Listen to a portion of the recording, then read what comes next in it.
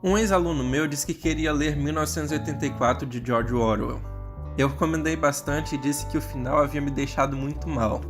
Quem já leu sabe que o final é bastante pessimista e, na minha opinião, é o final mais amargo das distopias clássicas. Aquele final realmente me deixou angustiado. Pouco tempo depois ele me manda uma mensagem perguntando como eu havia achado o final de 1984 tão chocante, sendo que, segundo um amigo dele, o livro não tinha final. Ou melhor, tinha um final aberto. Isso me levou a escrever um textão em resposta para ele mostrando o que não é um final aberto. E o meu objetivo neste vídeo é questionar o que é de fato um final aberto para que ninguém saia por aí dizendo que qualquer narrativa tem esse tipo de final. Uma primeira definição provável de final aberto é que seria final aberto um final que não responde todas as perguntas levantadas pela história. Essa definição é bem problemática porque é praticamente impossível, se não impossível, encontrar uma história que não dê margens a perguntas não respondidas. Mesmo se a história termina com a morte de todos no final, dúvidas podem permanecer. Um exemplo é o final da 6ª temporada de Game of Thrones, em que muita gente morre na explosão do septo de Baelor, mas muitas dúvidas não são respondidas a respeito da história daqueles personagens. Qual era o plano da Marjorie? Qual era o objetivo do Alto Pardal? Perguntas como essa permanecem em qualquer tipo de história, mesmo que todo mundo morra no final. Alguém poderia afunilar essa definição inicial e dizer que o final aberto é o final em que o desenvolvimento narrativo do personagem principal seja concluído. Para isso, eu vou me utilizar de algumas definições da semiótica gremasiana. Referências estarão na descrição. Segundo Gremar, as narrativas têm um esquema narrativo canônico, em que os discursos do sujeito e dos destinadores aparecem em forma de sanduíche. Esse esquema apresenta uma narrativa fechada, em outras palavras, o final dessa narrativa é fechado e não aberto. Vamos seguir parte por parte esse esquema narrativo canônico. Narrativa é mudança de estados. Numa história, o personagem vai do ponto A ao ponto B. Ao começarmos a história, normalmente o protagonista está no ponto A. Ele então deve ser motivado a sair de seu estado inicial, normalmente por outro personagem, pelas circunstâncias ou por si mesmo. Em Game of Thrones, por exemplo, a história começa com Ned Stark em Winterfell. Ele é motivado a sair de seu estado pela chegada do rei. Em Cinderela, a história começa com ela vivendo com seu pai e madrasta num estado bom. Ela é forçada a sair desse estado quando seu pai morre, e é levada a sair de seu estado ruim quando ouve falar a respeito da festa do príncipe. Enfim, acho que você entendeu.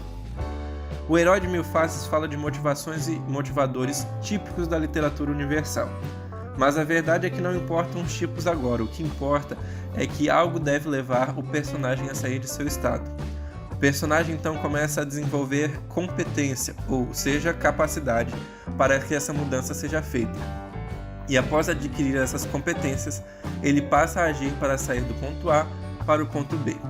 Em Jogos Vorazes, Katniss já tem um tipo de competência para ação, mas não é essa competência que a fará vencer, ou seja, chegar no desejado ponto B. É ao longo da narrativa que ela percebe o valor das alianças e é uma aliança que a faz sair viva do jogo. Ela adquiriu a competência e a usou. Nem sempre isso vai acontecer. Nas histórias com finais tristes ou revoltantes, por exemplo, o personagem não chega no ponto B. Ao agir o personagem principal, o destinador julgador irá avaliar se a ação desse personagem foi bem sucedida ou não. Esse julgador pode ser, mais uma vez, outro personagem, as circunstâncias ou o próprio personagem. Após avaliar, o julgador dá uma sanção ao personagem, e aqui é o ponto para mim que separa o final aberto de o final fechado.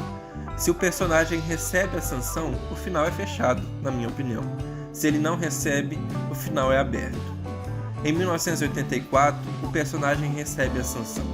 O ponto A dele é estar revoltado contra o sistema, ele quer chegar no ponto B, que é fazer uma revolução contra o sistema.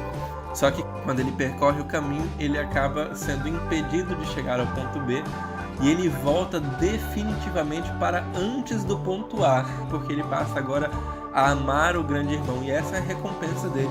Não tem mais como você tirar a história daí, porque não existe mais revolução, não existe mais o que se fazer a partir daí.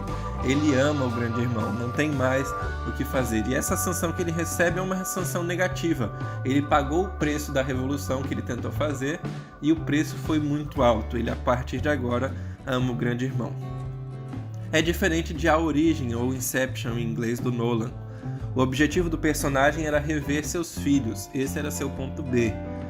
Sem a explicação que o Nolan deu muitos anos depois do filme, a gente terminava de assistir ao filme sem saber se ele realmente tinha revisto a família ou não, sem saber se aquilo era um sonho ou realidade, ou seja, sem saber se o personagem recebeu ou não sua recompensa, a sanção por suas ações. Por isso é um final aberto. Outro final que revoltou algum dos meus alunos foi De um Lugar Silencioso, que eu recomendei para eles. Segundo alguns, o final de Um Lugar Silencioso é um final fechado. Analisando a narrativa do filme, porém, a gente percebe que a personagem principal é a filha mais velha, porque toda a história vai para frente sempre com as ações dela, é ela que causa os problemas e é ela que acaba resolvendo os problemas no final.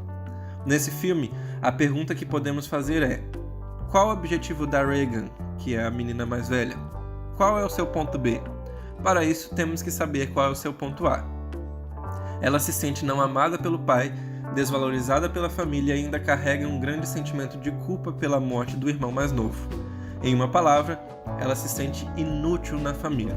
Seu objetivo é sair desse estado de inutilidade tanto prática quanto afetiva, desprezo e desvalorização que ela sente dentro da família, para um estado de valorização no meio em que ela vive. E ela chega nesse estado. Seu pai, que era a pessoa pela qual ela mais se sentia desprezada, morre dizendo que a ama, e ela percebe que ela é a chave para o problema dos alienígenas que estão enfrentando. Ela recebeu a recompensa que queria.